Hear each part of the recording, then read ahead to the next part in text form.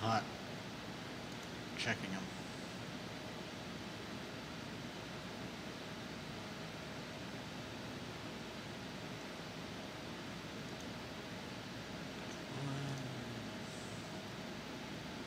Looks like you have to reconnect Twitter.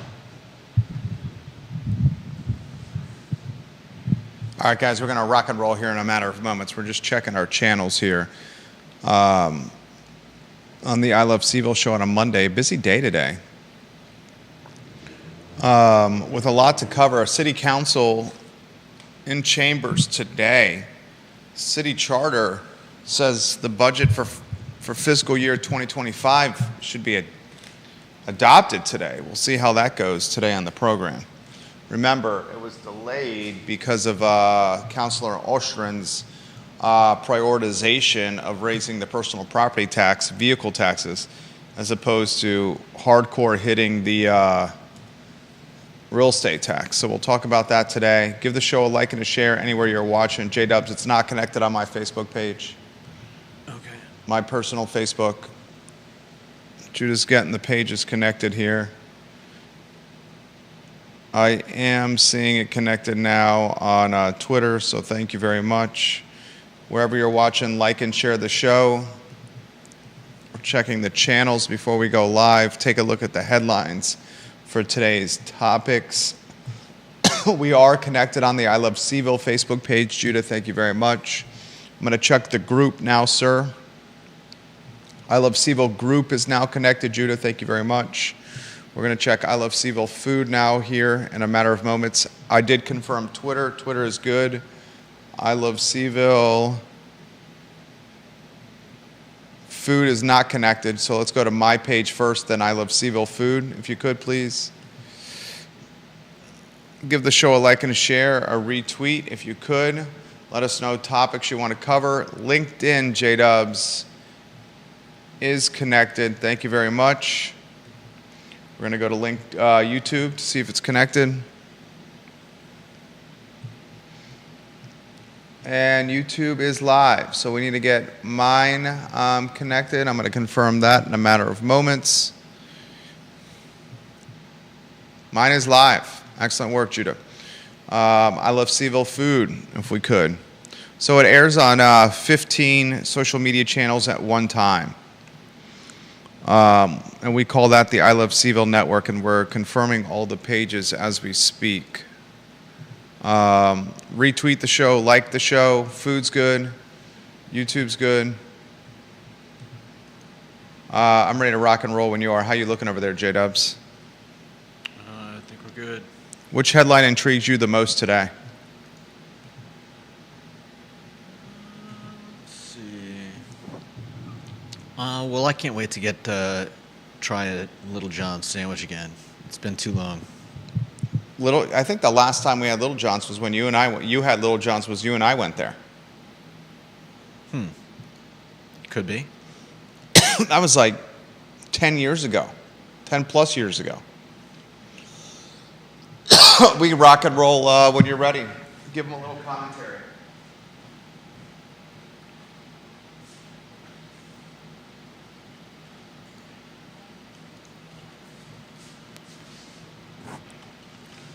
All right. We're happy to announce that Albemarle County teachers have gotten their collective bargaining approval. This is good news for them. We're interested. Got a couple of people saying you got to speak up a little bit. I'm not sure if the volume's up or you're. No, just a smidge. I'm also having a hard time hearing you. We can rock and roll on teachers and educators as the lead subject when you're ready. Quiet on the set.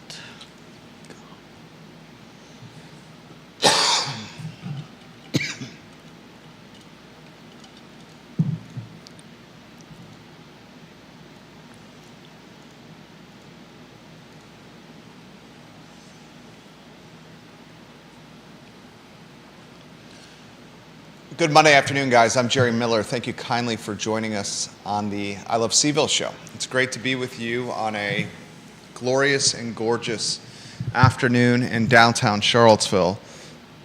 My allergies are horrendous. This is the time of year in Central Virginia where the yellow blanket coats sidewalks, vehicles, roadways, and pretty much any surface you touch outside. I don't know if you viewers and listeners are like me and popping at least one Claritin a day in this 30-day window we call spring in Central Virginia. A lot to cover on the show. We have collective bargaining approval, or at least the early stages of it. Albemarle County employees for public schools. It's not just teachers. I mean, this is going to impact, support staff, administrators. This is going to impact the janitors, the lunch ladies, the custodians, the aides, drivers, from soup to nuts. This is a significant story to cover. I think this is something that's going to be good for Albemarle County schools, especially with Charlottesville City having this opportunity. If you're a teacher and you can get more compensation in the city, or you could get lower cost of living in one of the outer counties, you would think twice about working in Albemarle. So the opportunity for collective bargaining and negotiating as a group to get better perks or benefits and compensation is pretty important for educators, and also cause and effect important for students and parents that are a part of this school system. I want to unpack this from every angle, including what this is going to do for kids, for moms and dads, most importantly for those that work within the school system, also for taxpayers. I think this is something that should be highlighted here. Collective bargaining is likely going to mean even more allocation for the yearly budget in Albemarle to public schools. And right now, the supervisors are talking about a $620 million yearly budget for the county in totality. And between 40 and 50% of that, we'll get an exact number for you, is the schools. In fact, if you could get me fiscal year Albemarle County Public Schools, the yearly budget, I'd love to get an exact number of what Albemarle County Public Schools are looking for fiscal year 2025 for their budget. So we're going to unpack this. I was talking there with Judah Wickhauer. We'll bring him on screen in a matter of moments. Also, something to consider tonight, the City Council is on the dais back in council chambers, and according to the city charter, their budget should be adopted today. And that's a $253 million budget that Sam Sanders, the city manager, has presented to councilors. The reason it's been delayed is one councilor, her name, Natalie Oshrin. She is the newest, least experienced, yet the top vote getter in this past election. She asked Sanders and city staff to consider prioritizing personal property as a greater source of tax revenue and taking tax strain off the meals tax in the last city council meeting. Basically, she wants to tax vehicles more and meals a little bit less, restaurants a little bit less. That's a conversation that should be smack dab up for debate during the public comment portion of council today. A lot of people are having this argument right now. What is a more regressive tax? Increasing the taxes on cars and vehicles, or increasing the taxes on meals that you eat at restaurants? That's a topic we've covered on the show. We'll cover it again today. There's another topic we'll cover today, a new apartment complex. It's breaking ground. Is it the Arrowwood? Yeah, I think so. This is a J-Dubs headline. A 250-unit apartment complex around Rio Road. Housing proponents are doing jumping jacks and cheering for additional housing. Folks like me are asking about the infrastructure. Can you think of an intersection that is more cluster, duck, quack, quack, quack than Rio Road? I mean, maybe you make an argument for Pantops, but that Rio Road, Route 29 intersection is a nightmare. 250 additional apartments for that intersection. How do you feel about that? If you're a county payer, or if you're a city or Central Virginian that uses that area for travel often. I mean, this is Greene County, this is Culpeper, this is Madison, this is the Forest Lakes and Holly Mead Crown, anyone north of Charlottesville, anyone going to a Target, anyone going to a Costco, a Sam's Club, anyone going up and down Route 29. 250 additional apartments for that area. We'll talk about that on today's show. And I'm going to ask you guys this question. What is the worst traffic intersection in the Charlottesville area? Judah and I will discuss that topic today. I also want to talk Little John's. Little John's is reopened on the UVA corner today. I have many fond memories, some that I recollect clearly, and some that I have foggy recollection of Ranch Hands and Five Easy Pieces, and the Samson, and the Nuclear, and the Chris Long, and the Onion Wheel, and so many fantastic subs at Little John's. The restaurant is open again. The money behind Little John's, Mr. Stefan Friedman, he's the financier who is the owner of Ace Biscuit and Barbecue. He is the owner of Draft Tap Room. He is the owner of a brewery by the name of Licking Hole Creek. He is the owner of, what's the name of the seafood joint on the UVA corners at Bonnie and Reed? Bonnie and Reed on the downtown mall, the old Brasserie Saison. It's Bonnie and Reed? Yep. Thank you very much, Judah. And you're still getting us that number for Albemarle County school budget? Yeah, I'm looking. I think it's 40 to 50% of the budget goes to the public schools. So, Mr. Friedman, the money behind Little John's, and an icon returns to the corner. This makes me happy. Any brand or business that has a local feel that's returning to the UVA corner is fine by me. We'll see how they execute. Their menu is up. One of the interesting things that I saw on Reddit about the menu release is it does not have prices on the menu.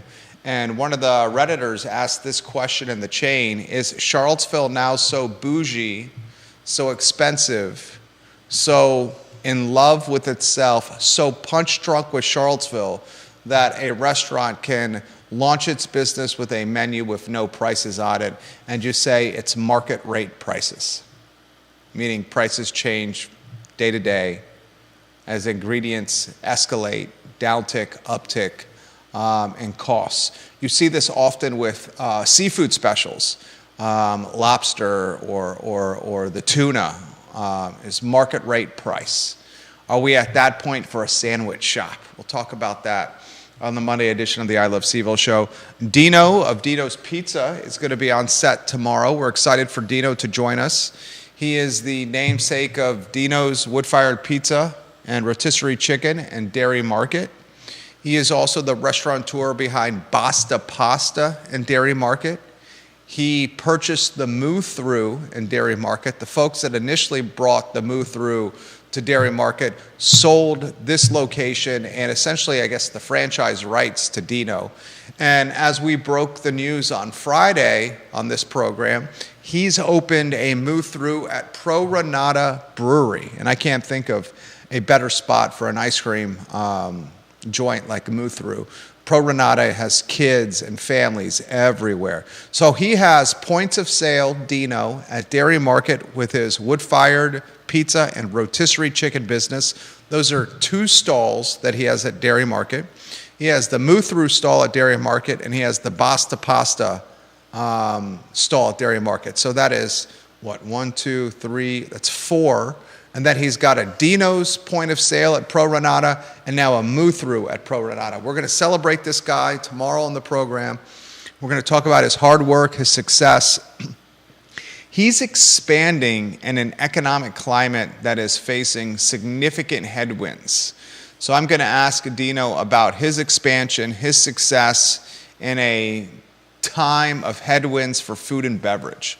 What is he doing well? What does he see the industry going? What is the things that concern him about the industry? What are his next goals and stages for this empire he's building in? And folks, this guy's got a little bit of an empire going.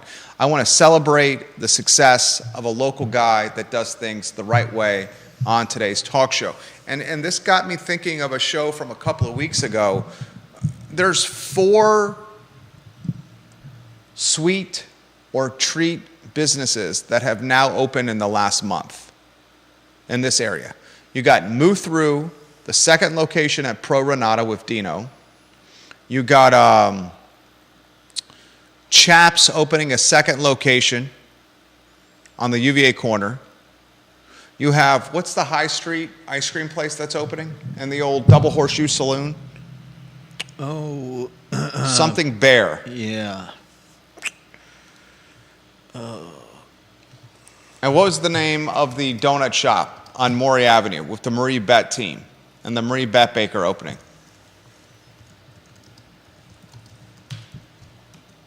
On the tip of your tongue there, Judah, or no? Sugar Bear is the one, and let's see. Sabarco's? Yeah, that sounds close. 4 of them, sweet or treat businesses, have opened in the last month in Charlottesville or Attleboro. Sugar Bear on High Street, Chap's second location on the UVA corner, Moo Through at Pro Renata, and this donut concept with the Marie Bett Baker and the Marie Bett team behind it on Maury Avenue. 4 of them in the last month. I'll ask you this question. I asked you this question a couple of weeks ago. Can you think of one restaurant that is open in 2024? Give me one new restaurant that is opened in 2024 in Charlottesville or Albemarle County. Just one. But in the last month alone, we've had 4 businesses tied to sweets or treats announce their opening in Charlottesville and Albemarle County. Is that an indication of where we're potentially going with food and beverage? We'll talk about that on the show. Each of those businesses that we just highlighted, and Judah's given us the donut shop. You got the name there, Judah? Spracco's. Spracco's. Each of those does not need front of the house staff, no table service, very little labor. It's the product it sells can hold from day to day to day. There's not much waste with product. Its footprint for its point of sale has a very small square footage, which means little rent and overhead. I want to talk about that on today's program. Dino on tomorrow's show. The lead of the show, as we weave you in on a 2-shot, Judah, is collective bargaining. And if are you still looking for the budget there? I think I've got it in a couple different places that 60%, Neil Williamson says, for most Virginia localities. Thank you, President of the Free Enterprise Forum, Neil Williamson. So I'll do some quick math there. What's the number you have, Judah? Thank you, Neil. Let's see. I've got one number here from the Albemarle County FY 2025 recommended budget. That is saying this budget funds Albemarle County Public Schools, adding $10.1 million in new revenues to schools operated by formula. So what's the number? Plans, Fiscal year 2025. For a total of $206.8 million in school capital projects. That seems very low. So that's just the capital improvement projects. Yeah. Neil Williamson saying it's about $377 million. Do you have any number there showing 377? No, I do not. Okay, 60% of 629 would be 377. Well, I should have that number. I won't forget that number again. That's on me. Let's talk collective bargaining here, so we're not going deep down the weeds of the budget. This flew under the radar last week. Thursday, school board meeting. School board greenlit the early stages of collective bargaining for not just teachers, but staff of ACPS. This is significant. They're not first to the table. Charlottesville City is already first to this table with its public school system. This is what we can expect, at least from my position on this. I think we can expect compensation, benefits to improve noticeably for employees of Albemarle County Public Schools. I expect that there will be a hierarchy of leadership for ACPS. ACPS, they're already doing this with the Albemarle Education Association, is going to have a clear-cut team of leaders that are speaking on behalf of the group. I would imagine as this matures, that team of leaders is going to be up for re-election every year. That's going to cause interesting dynamics within employees of ACPS, with some folks wanting to go in some direction, other folks wanting to go in other direction, and utilize their power of collective bargaining to get what those various splintered groups within educators want. I think this is going to cause or create improved quality of life for educators in the hallways and classrooms, which should cause improved quality of life for students that are interacting with these educators. I think we hope, this is hope, not expect, we hope that's going to lead to improved performance with ACPS.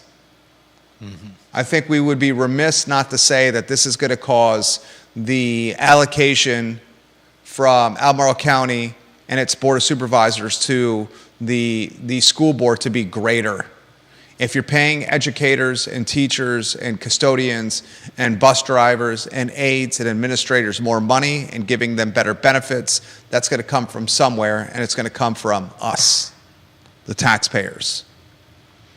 Anywhere you want to go on this, Judah, then we'll get to Stacy Baker-Patty, Georgia Gilmer, and Vanessa Parkhill, who are watching the talk show, Bill McChesney, who is watching the talk show, Neil Williamson, who is watching the talk show, and any other viewer and listener comments on the show. Judah, the show is yours. I think this is good for the teachers and hopefully good for the school and the students, and we'll see where it goes. Anything else you want to throw in there? No. What concerns you about collective bargaining? What concerns me about collective bargaining,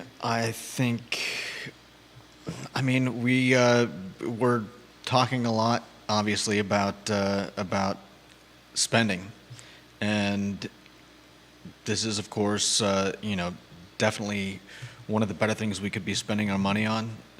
But again, we have to be careful. It's easy for districts to say, "Hey, we need all this money to spend on all this stuff. So here's where we're raising your taxes so that we can get all this money." We've talked in the past about balancing the budget and not asking for more every year. And I think we just have to be clear on what money our districts are spending, what they're spending it on, and whether it's called for. Jason Howard watching the program. Let's get his photo on screen. iloveseville.com/viewer rankings. iloveseville.com/viewer rankings. Mr. Howard we've dubbed him the King of Rio Road, and he is one of the key members of the family. Mr. Howard is currently ranked 26 and climbing. He says he's in favor of collective bargaining, Mr. Howard says, for anyone that can make it happen. And he asked on previous shows that in the Commonwealth of Virginia, employees, can they not strike? He says that's one bargaining tool for many unions, the opportunity to strike. One of the things I learned from Charlottesville Public Schools before Thanksgiving with the organized sick out, whether they're allowed to strike or not, they seem to have found a way around that by still exerting their influence with this organized sick out. And that organized sick out with Charlottesville Public Schools led to obvious change. So with collective bargaining, other storylines to follow, at-large candidate Allison Spillman, she was very quick after this was approved to offer support of teachers. At-large candidate Spillman and I disagree on most things, but the collective bargaining was one thing we did agree upon. I have seen in my 24 years of being in this community the schools suffer in Albemarle County or get progressively more concerning. And my hope is that with teachers earning more money and getting better benefits, that will translate into better results. The worst case scenario would be this. Here's the worst case scenario. Collective bargaining, more pay for teachers and educators, more benefits for educators, yet performance still suffers. If those that are employed by ACPS get more money from taxpayers, yet performance still heads southward, that's the worst case scenario. Taxpayers will be on the hook for more money, and still performance would have suffered. I don't think that's going to happen. I'm a glasses half full kind of guy. Let's hope that's what turns out or becomes a reality. Next headline, Judah Wickower. Read them to the viewers and listeners. Will City Council adopt FY 2025 budget tonight? We learned from Sean Tubbs of the Charlottesville Community Substack. Sean Tubbs is fantastic at what he does. According to the city charter, it must be adopted by the 15th of the month. The reason our Derek Bond, we'll get to that comment here in a matter of moments, and I think he's referencing the union. The reason the charter, the reason the budget is behind is because Natalie Oshrin asked city staff to consider a raise in personal property taxes as opposed to the so much emphasis on the meals tax. So today, they're going to take public comment at a city council meeting on raising the personal property tax to the highest level it's ever been in Charlottesville history, while also potentially approving and adopting the budget. So if you speak before council today and you're vehemently opposed to increasing taxes on personal property, vehicles, cars, automobiles, and then the budget is adopted at the end of the meeting, is council basically saying we don't really put much credence into what you say during public comment? Their back is against the wall here. I have talked on this show about the regressive nature of all taxes, and I think all taxes are regressive. I would much rather that local government find new sources of tax revenue as opposed to taxing its citizens more money.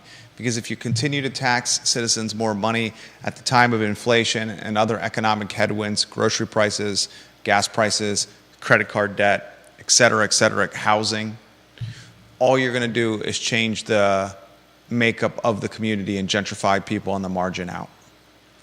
We've talked on previous shows that if you tax personal property, folks that need to drive places are going to suffer. And last check, just about everyone needs to drive here because the transportation public is not so great. It's not so ubiquitous or approachable.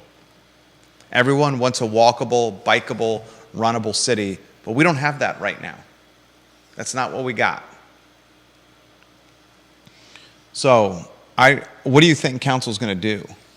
Do you think council's going to drop the hammer on personal property or drop the hammer on meals tonight? And then we'll get to Derek's comment about unions and examples of when they've worked in the past. I mean, that's a tough one.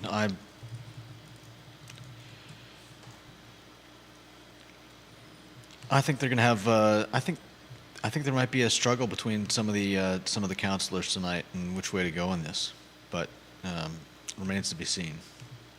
So what's your answer? I think they're going to go back and forth. I don't know that I have an answer for which one I think. Well, for the sake of a talk show, no one's going to hold you if you get it wrong here. All right. We're just having a talk show here. You may go meals tax or personal property, and then give us a convincing argument why. Oh, a convincing argument, even though I'm not sure. How about? I can make a convincing argument for either one.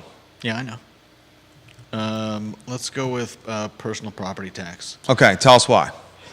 Because I think they're convinced that that meals is going to affect too many people in the F&B industry, and they'll go for the other one. I don't know that there's really much of a difference, but there it is. Here's the argument, I think, for both sides. If you raise the taxes on meals at restaurants, I've said this before, you make dining out an option or opportunity for the privileged. Mm-hmm. And a lot of families with young kids use dining out as a way to help create socialization and maturity for their kids.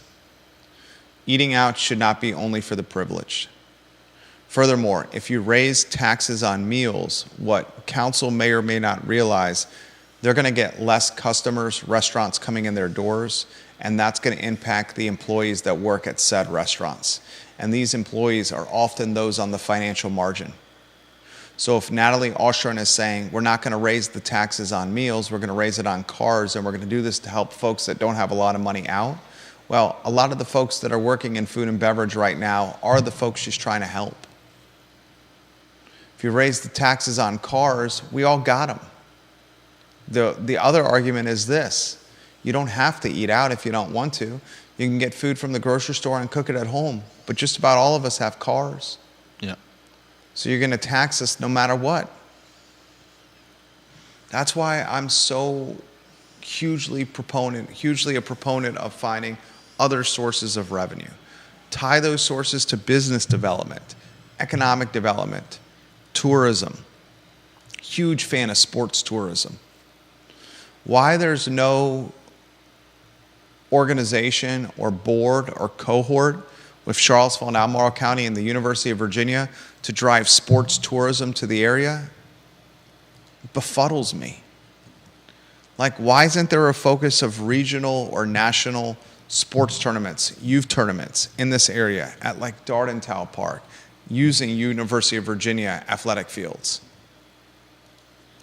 What is the largest tournament we have in this area? Do we have one? Why isn't there one that drives lodging, that drives revenue? These are the kind of ideas we should be considering. Let's go to Derek Bond. His photo on screen. Derek Bond is a restaurateur, owns the Melting Pot and Moe's, and he's very good at what he does. Let me know when his pic is on screen there, J-Dubs. It is on screen. Thank you, Derek, for watching the show. He's 30 in the family. He says, do you have examples of where the union concept has worked? It's a fair question. Locally, I do not. Charlottesville City Public Schools is entirely too early in the process to say it's worked or it has not worked. The extent of unions that most of us know is what we see when we're watching the NFL, Major League Baseball, the NBA. And the argument can be made for unions. All it's done is made those organizations more expensive for average Joe and average Sallies to go to games because salaries are out of control. And us, the consumer or fan, is the one that covers the cost of much of that escalating overhead. I will say this to Mr. Bond, and then we'll get to your comments. Sarah Williams, I'm going to get to your comment on Twitter. I love getting the comments on Twitter. I will say this to Mr. Bond.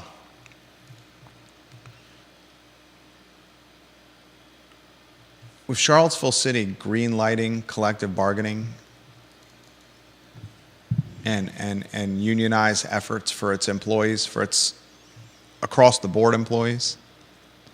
If Albemarle County did not follow suit, it was going to lose its best educators to either the city, private schools, or some of these other counties that have lower cost of living. Albemarle County could not do nothing. It had to do something. You can just go one shot if you want, J-Dubs. Mm-hmm.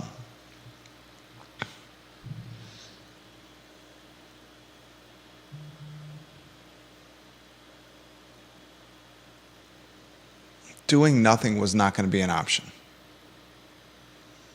And if you're a parent of a student in ACPS, would you feel at this point today that you are most disheartened or disenchanted with the school system than you've been maybe ever? Ever is a strong word. Perhaps, certainly COVID, you were more disenchanted or disheartened with the school system.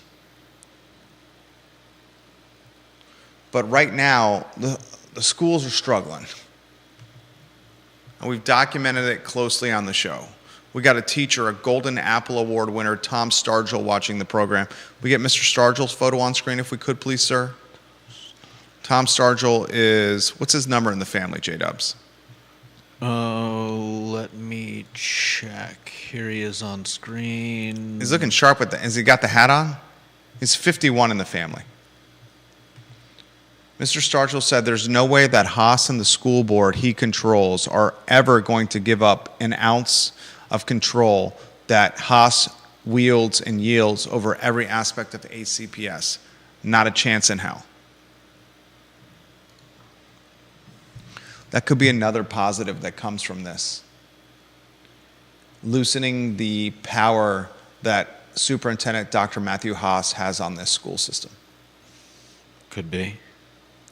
If $377 million, we're talking a yearly budget for Albemarle County of $629 million. That's what the Board of Supervisors are discussing, $629 million for fiscal year 2025. Mr. Williamson, the president of the Free Enterprise Forum, says roughly 60% of that is schools. That's $377 million, the top line item for public schools. If the top line item for Albemarle County, the top line item for overhead for Albemarle County is schools, don't we all have a dog in this fight to at least want the schools to be as good as they possibly can be? No doubt. And does absolute power corrupt? Yes, it does. And has academic performance suffered? Yes, it has. And has politics entered into school more than it's ever been? Yes, it has. What was that, J-Dubs? You jump in anytime you want. There's an interesting chart that I found on Crozet Gazette. It's got a chart of the ACPS comparison of student enrollment versus per pupil spending, going back from 2018 to what I have to assume is a projected 2025. And it looks like I think they've broken 20,000 per student. Yeah. Anticipated revenues of $260 million lagged proposed expenditures of $273 million, a 5% increase from last year. The increase is requested even as total student enrollment dropped this year to 13,459 from a pre-pandemic high of 14,032, which means that spending in the 2025 budget will top $20,000 per student for the first time, vaulting from $13,000 per student in 2018. Well, let's go the first lower third. So those that are scrolling through can see what we're talking about. 20,000 plus per student spent on Albemarle County to educate each year, according to the Crozet Gazette? Will be in 2025. That's a boatload of money. And it would be nice to have the figures available with this graph that shows how the students are doing as a whole in that school. I would say performance has suffered. I would say quality of life has suffered, and I would say staff morale has plummeted. They've gone up roughly $1,000 per student every year, or at least over the course of the last 7 years, it's gone up $7,000. That's a lot for lagging performance. I mean, we talked about this on Friday. The yearly budget for Albemarle County is up 20% in 2 years. Yeah. Albemarle County's budget for the entire county is a 20% increase in 2 years.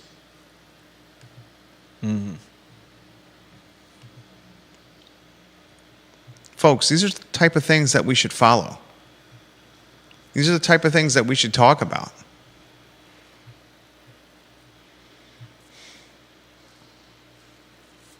Fiscal year 2023, the budget was $525 million.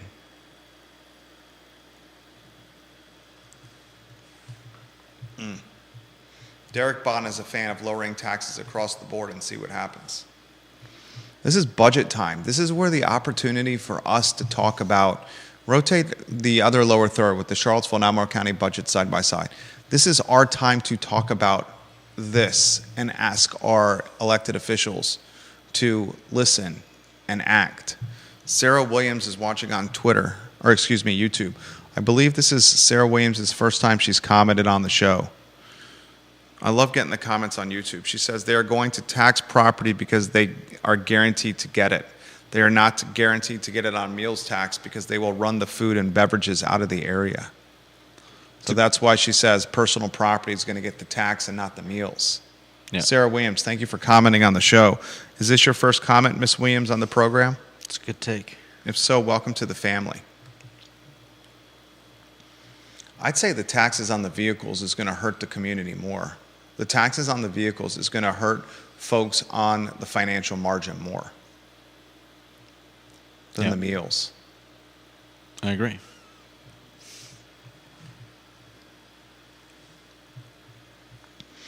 James Watson watching the program. Can you get his photo on screen? Anytime Mr. Watson comments, I relay it on air. Number 5 in the family. He says, we have been saying for years, invest in sports tourism. Youth and NCAA sports are wide open opportunities for dollars from visitors with no major impact on schools. I read that Caitlin Clark reeled in $82 million for Iowa City and its local economy. Mr. Watson's a smart man. James Watson has been saying we should be hosting a first round or a second round of the NCAA tournament for years. I've pointed to Richmond, Virginia's success with sports tourism, whether it's NASCAR or youth sports. We have a university that recruits world-class athletes and has world-class coaches living in the area, and we have world-class athletic infrastructure in the area, fields, training, practice facilities, practice fields. We have Saka north of town that has an incredible soccer, what do you call it, an epicenter of soccer. Field? It's not just, have you ever been to Saka north of town? Nope. Fields everywhere. It's not just a field. Soccer fields everywhere. They have an indoor playing facility. Darden Tau. Why do we not have a national tournament here? I grew up doing travel soccer, my brother and I, in the Williamsburg Soccer Club. We routinely would go to Charlotte or Raleigh for weekend soccer tournaments, like twice or 3 times a year. We'd go to Virginia Beach. Mom, dad, brother, me. Hotel for 2 or 3 nights, eating out every night. And then we left. Why is that not happening in Charlottesville or in Albemarle? Because we need to have our you-know-what together. We can't keep going back to people that live in the area and asking them for more money every year. You'd be surprised. Yeah, you'd be surprised. And then the HUD median income for families per household is $124,000 plus. Do you have that slide still that we can put on screen? The HUD slide from Real Talk with Keith Smith. You keep going back to families every year for more money. This is what you get. Last year, 2022, according to HUD, the median income per family, per household, was $123,000, what, 300? I think this is it. You got it? Can you put it on screen? Yeah. Now $124,000, what? Is it $200? 124.2. Keep taxing us this is the byproduct of that. HUD family household median income, $124,200 per household. Mm-hmm. And then the same people are screaming about affordability and housing affordability and tax relief and land trusts and CRHA. Yeah. Come on now.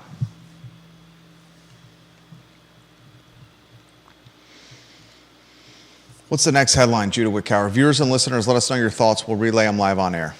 We appreciate you, and we want the program to be interactive. The Arrowwood. What is it? The Arrowwood. The Arrowwood, Charlottesville. 250 unit apartments are breaking ground. Keep going. Oh, that's the headline. Let's see. I mean, it's a... Who, what, when, where, why? Oh, let's see. It always is in media. The who, what, when, where, why is what you want to focus on, Judah. What? Always in media, you want to focus on the who, what, when, where, why when delivering. Mm-hmm. That is true. GW Real Estate and Griffin Capital are breaking ground on the 250 apartment community. It is going to be showing up on 463 Rio Road West. It's about 2 miles from the shops at Stonefield and short drive to UVA. It will feature studios to 3-bedroom layouts, as well as a clubhouse with a fitness center, co-working space, resort-style swimming pool, and a grill lounge area.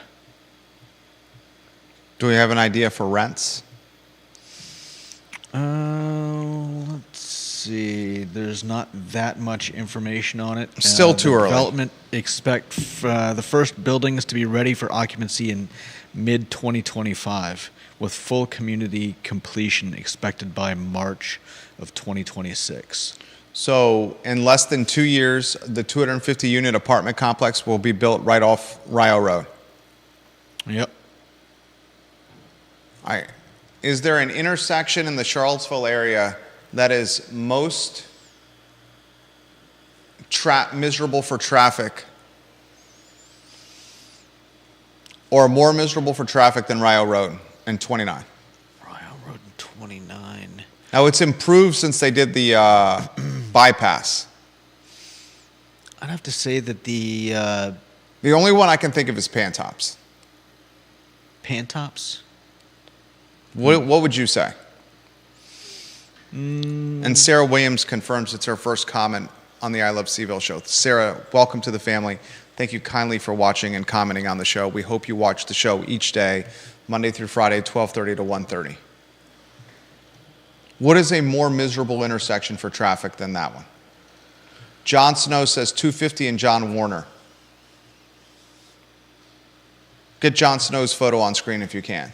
Mr. John Snow, a key member of the family, iloveseville.com/viewer rankings. John Snow is ranked 44 in the polls. Joe Thomas watching the program. Joe, I'm going to get to that comment in a matter of moments. We got to get Joe in the viewer and listener power rankings here as well, the award-winning broadcaster who's waiting for some FCC approvals before his station goes live. Joe, we're all eagerly anticipating having you back on air. I'd say your top 5 most miserable traffic intersections in the Charlottesville area, anything Route 29 between Rio and Forest Lakes. Yeah. Followed very closely with Pantops around Freebridge to Martha Jefferson Hospital. Freebridge to Martha Jeff, drive in or drive home, is a cluster duck. Quack, quack, quack. I believe it. I mean, that, has anyone yet figured out why they did that whole crossing lanes thing? Which crossing lanes thing? Going under 64, the way it cuts. Oh, the roundabout? The Diamond Interchange? Is that what they call it? Yeah, they call it the Diamond Interchange. Interestingly, the Diamond Interchange now, I can't believe I'm saying this, has actually made traffic better. It took the community of folks that, and I live in that area, as you know, Keswick, Shadwell, Pantops, those that use the interstate right there. It took folks 6 months to 12 months to figure out the Diamond Interchange, and now it's flowing. It's flowing beautifully. Maria Marshall Barnes says hydraulic area is definitely one of the worst traffic patterns. Chicken Lane is atrocious. The Fried Chicken Alley. You know what we call the Fried Chicken Alley? The Cock Block. It's the Cock Block. Can you get Maria Marshall Barnes' photo on screen? I love when she watches the program. She is 22 in the family. Fried Chicken Alley, forever known as the Cock Block. Explain to me how Popeyes, KFC, Raising Cane's, Chick-fil-A, and what's the one on the right that has a national recognition? Is Chick-fil-A in that block too? Chick-fil-A is in Barracks Road. You have Yeah. 6 within less than a mile. What is the one on the right? That was kind of on the right side there by where Arch's Frozen Yogurt is. God, I always forget this one. You know what's on the right side? Across from Barracks, between Barracks and Stonefield? You know what I'm talking about, right? Between Barracks and that's Oh my gosh, right on the tip of my tongue. Zaxby's. You have Popeyes, Raising Cane's, KFC, Zaxby's, and Chick-fil-A. All less than a mile from each other on the same road. yeah. And thank you, Logan Wells Claylo. Thank you, Joe Thomas. Joe Thomas, we need to get him on the power rankings. Joe Thomas is going to check in on the power polls here at number 60 and counting. iloveseville.com/viewer rankings. He says, wait till you see what's next on Hillsdale and Hydraulic in 29. Make sure the lower thirds are right on screen if you can too, please, sir. Judah. What did you want to see on there? The traffic one, if you could. 250 apartments coming on Rio Road. Unbelievable. Olivia Branch, Holly Foster, Chuck Ramey, welcome to the program. Folks in Crozet, Lynchburg, Charlottesville City, Belmont, Keswick, Richmond, Southwestern Virginia on the program. We'll go to John Blair, number 2 in the family, his photo on screen. Mr. Blair, who's watching the show, if we could.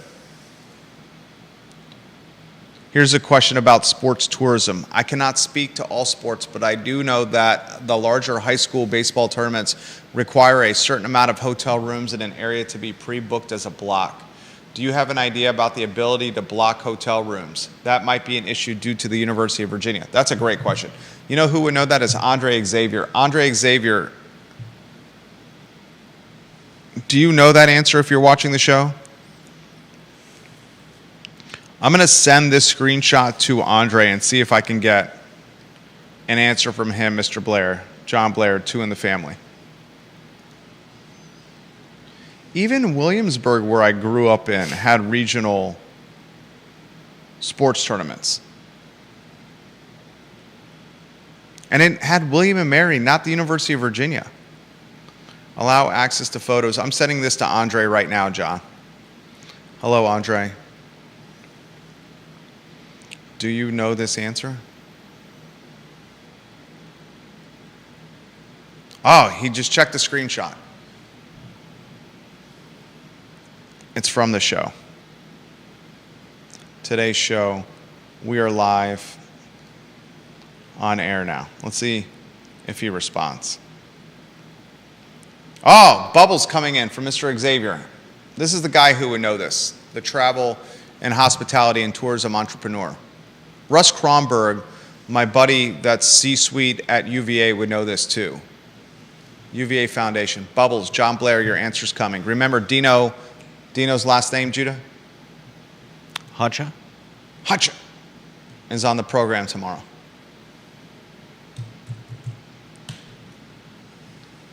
Anything else you want to add before we get to Andre's answer, which is coming on screen right now?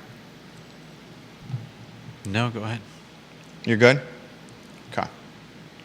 Ginny Hu, welcome to the broadcast. She's watching on Twitter. Should I call it X? I'm going to stick with calling it Twitter. Are you okay with that? Yeah, I'm okay with that. Okay. Don't you feel like, the X is weird. Oh, Ginny Hu has these comments. Her photo's on screen. She said hydraulic in 29 is the worst. And don't forget, it's 5-cent cone day today at Coors Brothers. Coors Brothers got 5-cent cone day. You a fan of custard? I like custard. Andre Xavier's got an answer for John Blair. Hey, Jerry, a room block can be requested by reaching out directly to the hotel sales manager. They can help with any group to do so. I'm going to respond. Thank you. Thank you, Andre. You made the show better today. Andre Xavier, I'm going to give him some props here. Giving you props now. The co-owner of Patch Brewery, the co-owner of Seaville Hop On Tours, the co-owner of Charlottesville Travel, Andre Xavier, the founder of Seaville Transportation. He's come on the program in the past, A-plus guy. So you can book hotel blocks. Stacy Baker Patty, did we ever get a photo from her? I don't believe we did. We need a photo for Stacy Baker Patty. Stacy, if you're watching the program, we would love to get you in the power rankings. We need a pick.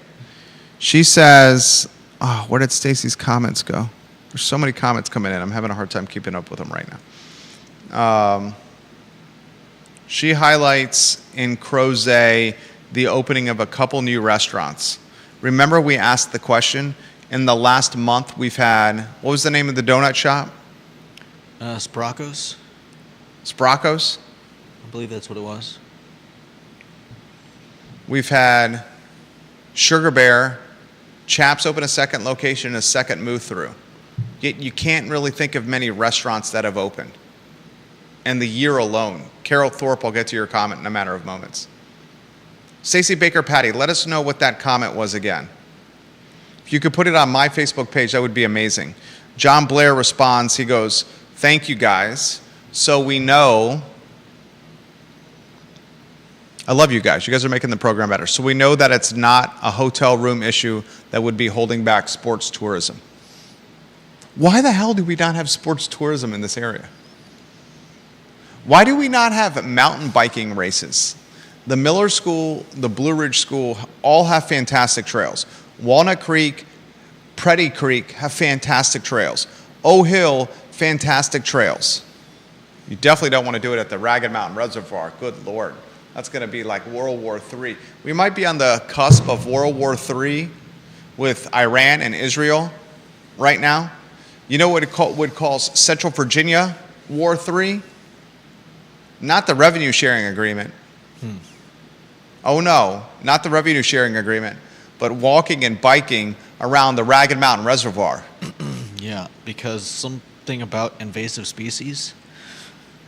I think it's more of a flex between Albemarle County and the city of Charlottesville, and Albemarle County not wanting to be told by the city of Charlottesville what to do with land it controls. Yeah, well, every time I hear anything about it, I hear something about invasive species, which just sounds like somebody's making stuff up to come up with any reason they can fabricate to decide things the way they want to decide them. Carol Thorpe watching the program. Let's get Miss Thorpe's photo on screen. She's the queen of Jack Jewett. She is number 9 in the family. Jerry, whatever the method, Charlottesville taxpayers should prepare to bend over. Happy 15th anniversary today to the late, great Jefferson Area Tea Party, of which I was the 3-term chairwoman from 2019 through 2023. It is a shame it did not survive for long past my departure. Its first public rally was April 15, 2019, at the downtown pavilion with 1,400 people in attendance, and T stood for taxed enough already. And she says, Jerry, speaking of my previous comment, the mighty Joe Thomas, he was the MC of the rally that day along with Rom Schilling. And she said, you can also count Cookout. They sell a lot of chicken. Cookout does sell a lot of chicken. Really? Chick-fil-A, Zaxby's, Cookout, Popeyes, KFC, and Raising Cane's all comprise the Cock Block. And I've called a strip of chicken joints the Cock Block, and I didn't even mention the porno shop that's in that same strip. We're talking fried chicken here, folks. Get your minds out of the gutter. Judah, I know where you... Come on, you sicko. King of the You're the one that said porn. King of the sickos over there. What are you talking about? Just joke. Giving you a hard time. Just for the sake of a talk show. Just joke. Logan Wells Clalo says there's also the 26-acre development on the corner of Rio Road and John Warner Parkway. They have started clearing approximately 295 dwelling units. Logan Wells Clalo, her photo on screen, please. The other thing that is absolutely mind-boggling is the out-of-market developer that specializes in college student housing, building, and I'm not talking about the one on the site of the Truist Bank site. I am not talking the Truist Bank site development that's an apartment tower. I'm talking about the one that's close to St. Anne's Belfield. I think it's in the area of Old Ivy Road. There is a college student apartment tower coming there. Makes no sense. Look, elected officials and governments that prioritizing housing for people above infrastructure, that is putting the cart before the horse. We're going to put 250 apartments in northern Albemarle County in an area where we know we need another high school. We're going to put 250 apartments next to Albemarle High School when Albemarle High School is already bursting at the seams with students. Make it make sense. Albemarle County High School does not have enough room for students. Kids are learning in trailers, but we're going to put more housing around the high school. Make it make sense, people. Please. What's the next headline on screen? If you could, please, sir. How would you grade Seville City Council 24? How would you grade it? I'm curious of your take on this. J-Dubs.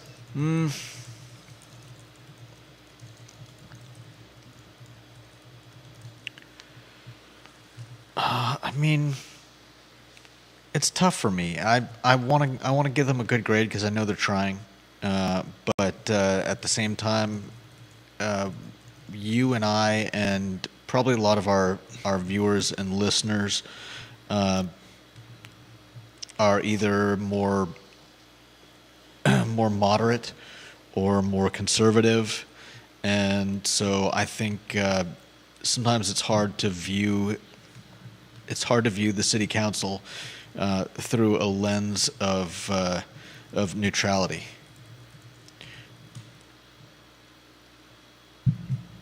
You know what I mean? So what was your answer there? I'd give him a 6. On a scale of 1 to 10? I think so, yeah. A 6 is failing. No, it's not. 70 is passing. All right, well, I'll give him a 7. So you give him a D. Yeah, I mean, I think that... You give him a D, right? Is a 70 is a D. I mean... Wow, you're a tough grader. Yeah, well, we're going into... we've been talking how much they're planning on raising taxes. I think that's a big part... I did not expect this from you, all right. I think that's a big part of the grade. I think overall they've done a decent job. But again, like I said, it's tough. It's tough to remain... what's the word I'm looking for? Even-handed when there are some pretty big disparities in how we feel things should be run. And I appreciate our council, but I would like to see a more varied council, and we don't have that, and that's not their fault.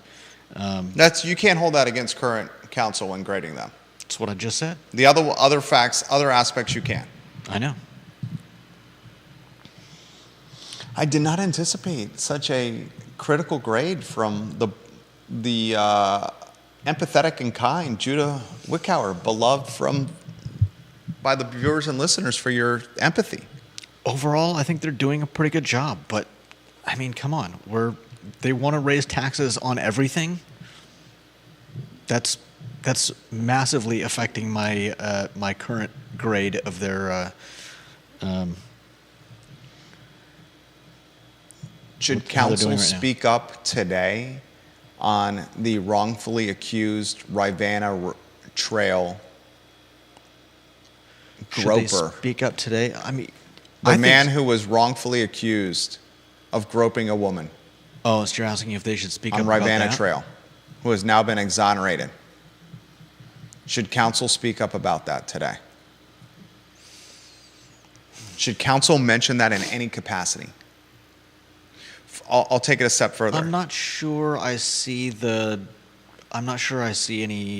benefit in that. They literally had nothing to do with any of that, so I don't know how unless they're going to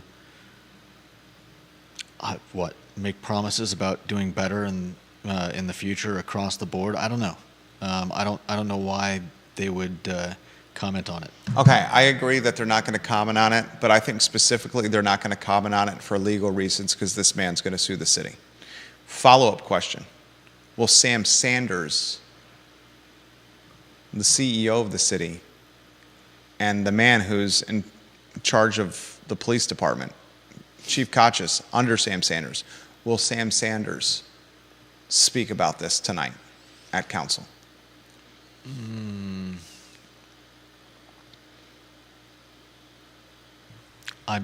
I honestly don't know him well enough to know whether he will or not. I kind of You don't have to know the person to have an opinion. I kind of don't think he will, but I honestly don't know. I mean, I also think he will not. Again, I don't see the merit in bringing it up. Well, the upside is communication and transparency and the ability to tell taxpayers this is what we're going to do next to make sure this doesn't happen again. The downside is something that can be used against you in a liable lawsuit. Yeah. And I think right now they're playing it as close to the vest as possible because they have an idea that a payday is coming for this man. Stacey doubt. Baker Patty has this. She said, Jerry, you mentioned restaurants that have opened in the area in 2024. And I mentioned Fiesta Azteca and Jack's Bar and Grill in Crozet. I don't go that side of town, that side of the county very often. Thank you, Stacey Baker Patty, for that comment. She highlights two that have opened in 2024. Fiesta Azteca. Fiesta Azteca? Isn't that a rebranding? What? Isn't that a rebranding? I believe Fiesta Azteca is in the old Ivy Roadhouse location. Is that correct, Stacey Baker Patty? Fiesta Azteca is in the old Ivy Roadhouse location? And I am not sure where Jack's Bar and Grill is in Crozet. I find it a point of conversation that we've had. Yes, Stacey Baker Patty says it's in the old Ivy Roadhouse location. I've heard they have a fantastic selection of tap beers on tap. The Fiesta. Yeah, Azteca in the old Ivy Roadhouse location. I highlight it again. Chaps, second location. Moo Through, second location. Sugar Bear on High Street. And what was it? Sabarcos? Yeah, I think so. Is that how you say it? I think so. Sweet or treat businesses, 4 of them announced openings or plans to open this month alone. And we're struggling to find restaurants that are announcing openings or have opened in 2024 altogether.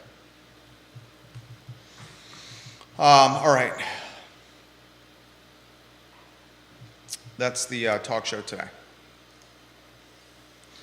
Carol Thorpe says 70 to 75 is right. You're tough but fair.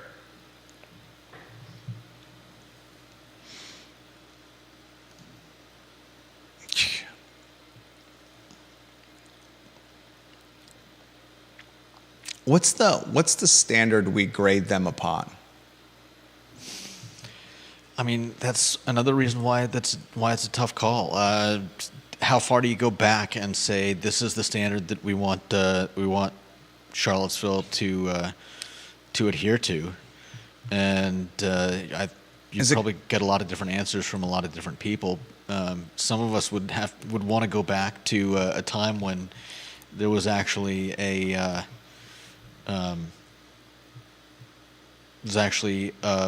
variety. It wasn't all just Democrats. When was that? Not recently, but we've actually had, aside from the occasional independent, we have had Republicans. One. Yeah. There's one. Republican. Rob Schilling. He's the only one that's ever been on the Seville Council. Since I've been here. Look it up. That's why I said you may have to go back pretty far. One in my 24 years. Nikia Walker, an independent. I wouldn't consider her conservative. I wouldn't either. One. And you're quick to, just I want to push back gently. People say, what do you most identify with? I identify with the party of common sense. Yeah. I'm very center of the aisle on a lot of things. Mm-hmm. That's why I said... Extremely center of the aisle. That's why I said moderate. Yeah, moderate. Very center of the aisle. And one of the things that I find most frustrating about is obviously the taxation and the overreach by government. Mm-hmm. Those are the things that I find most irking, if you may. All right, that's today's talk show. Did we cover all our headlines, sir?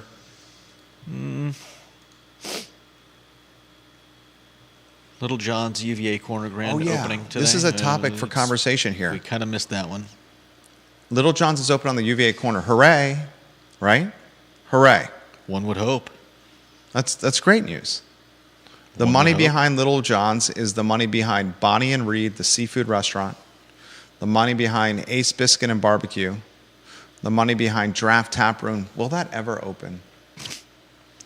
I mean, people are writing in black magic marker on the doors and windows that it's all lies. The money behind Licking Hole Creek, now brewery, right? The question I'm going to ask you this. I found it unique. I don't have an answer. I'm just spitballing here, okay? I'm strictly spitballing. Do we find it odd that there's no prices on the menu? Where was that again? Little John's. I mean, is that... I would find that... I find that very odd anywhere I go. I mean, that's... I don't think I've ever ordered something that said market price on it. Because I want to know what I'm getting into. I want to know what I'm getting into, too. I don't want to order something and then get the bill and be like, wait a minute, why is this twice as expensive as any other item on the menu? Especially when you're ordering at like a pickup window or ordering at a window and then paying down the line. Or yeah, I mean, I would say anywhere. Are we at the point with Charlottesville where market rate is becoming the norm? I don't think anyone's going to see a whole lot of a success with that model. If I went into a shop, if I went in anywhere and everything on the menu said market price, I might inquire at what the price was on something that I really wanted to get, but chances are I'd just turn around and walk out. Wow.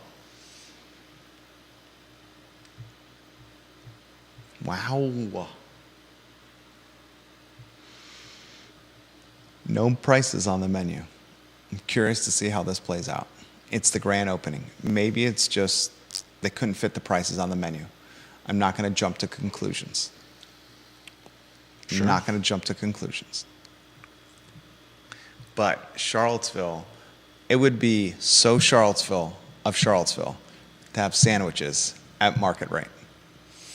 I mean, are they going to That would be quintessential Are they going to Charlottesville. have? Are they going to have? What I'd be worried about is, I mean, I'm not worried about. I probably just wouldn't go there. But are they going to have surge pricing? Surge pricing. Like Like Uber? Like if it's 5 o'clock in the evening or lunchtime, are sandwiches going to be, let's say normally a sandwich is $7.50. Is a sandwich at lunch going to be $8.50, $9? Is a sandwich at dinner or peak kids getting out of the bars time going to be $10 a sandwich? I mean, I honestly don't think they're going to do this, but it's if you've got market price for everything on your menu, I've got to wonder what you're charging other people when I'm not there. That's why I'd probably turn around and walk out. Okay, follow-up question. And Carol Thorpe also says, Baskin Robbins and Dunkin' Donuts is another sweet treat place that also opened Yep. on Pantops Yeah, I drive by it all the time. over the last month. Mm-hmm.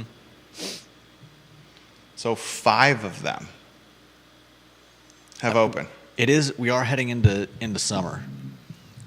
All 5 have a lot of commonalities. Little staff, product that does not get wasted or go to waste, a order window, and a pickup window. How would you feel if a restaurant had surge pricing? Judah just came up with something novel right there. Maybe a topic for tomorrow's show. Like Uber or Lyft, when Yeah. demand is high, price points go up. Surge pricing. That's the I Love Seville show on a Monday. Dino Hacha.